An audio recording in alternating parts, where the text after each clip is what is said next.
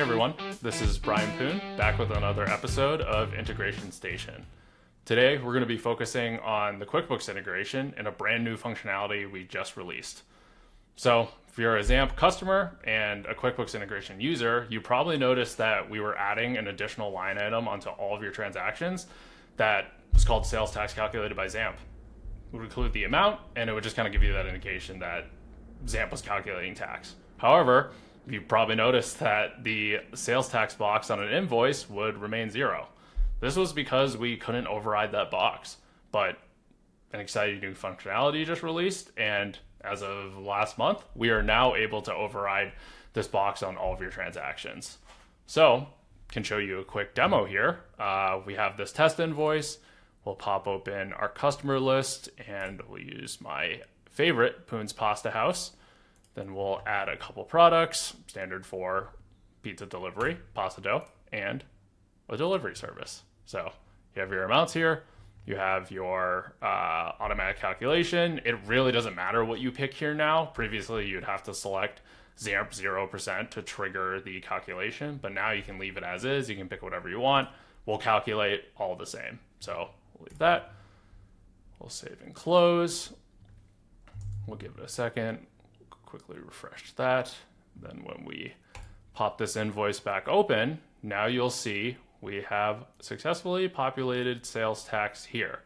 So this amount was calculated by XAMPP, and now it's a much cleaner experience for your end customers when they receive the invoice. There won't be any questions about what this extra sales tax line item is. And this functionality is available for all your standard transactions, so most importantly your invoices, but then your sales receipts, credit memos, and estimates. So all the same there. And this is all the information that gets pushed into XAMPP for filing.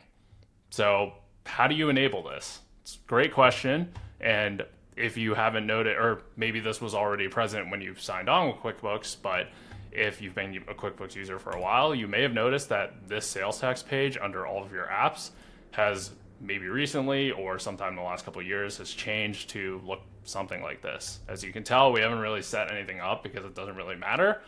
All you need is the automatic sales tax calculation functionality to be enabled on the QuickBooks side. You can enable this manually, or you can contact QuickBooks to enable it as well. Or it may already exist. But on an invoice, if you have this option of automatic calculation, it's already enabled for you. So super simple, super easy. Definitely feel free to reach out to us if you have any questions about this, but you don't have to do any setup with it and we can start overriding. But while we've released this, something that we are now missing, what was great about the additional line item was it was an acknowledgement that the calculation worked. Obviously, it's a reliable service, but you want that extra, hey, QuickBooks has already calculated, or XAMPP has calculated on this invoice. Currently, we don't have that, but within the next month or so, we're going to be updating the functionality to include a success, or what could be even more helpful, a failure warning. If there was something off with the invoice, maybe it was a bad address, we'll be able to populate an internal note on your invoice or your transaction to just indicate to the user, being you, that, hey, calculation failed, you might have to fix something. So I've done a couple mock-ups here where I can show you first the success, where if we start playing this, so you'll notice that I generate the transaction the exact same way here, but instead of it just populating the amount, we're going to start giving you acknowledgement that sales tax was successfully calculated. So you can see we saved it. Now we're going to reopen it, and you'll notice a couple things. You'll notice the sales tax amount, and then you'll also notice the tax calculation successful notification on the memo. And of course, this is an internal note. It's designed to be an internal note. And also, if you very, very heavily rely on this information, we will never override it. We'll only add this notice onto the end of your note. So we're never going to remove anything in that box because we know that can be very important. And then on the other side, I will show you a demo of the failure. So what I'm going to do here is generate an invoice. I'm going to create a bad zip code, so I'm going to edit that shipping information. So this is a very invalid zip code, so I want to return some sort of failure here. So I'll save that.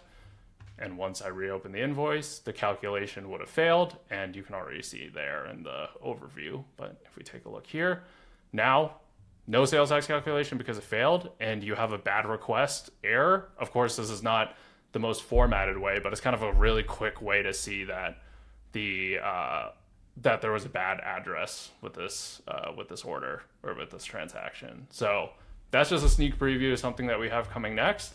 But we're super, super excited to bring you a long sought after functionality. But if you have any questions, feel free to reach out to your XAMPP representative, and we'll be happy to chat through options here. But that's it for this month's episode, and we'll talk to you all soon.